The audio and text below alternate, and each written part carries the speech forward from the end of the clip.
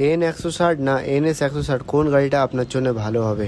160 CC সেগমেন্টে বাজারে এই দুটো বাইকের মধ্যে আপনি কোন বাইকটা কিনবেন? দেখতে একই রকম হলেও এদের চরিত্র কিন্তু পুরোপুরি আলাদা। প্রথমে আসা যাক পাওয়ারে।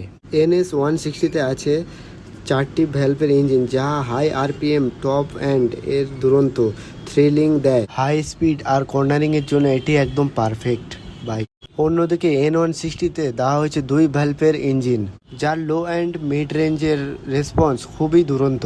সিটির মধ্যে বারবার গিয়ার না চেঞ্জ করে স্মুথ রাইডিং পাওয়া যায়। লুকের দিক থেকে দেয় NS160 অ্যাগ্রেসিভ ও স্পোর্টি লুক। পেরিমিটার ফ্রেমের কারণে এটা হাই স্পিডেও খুবই স্টেবল।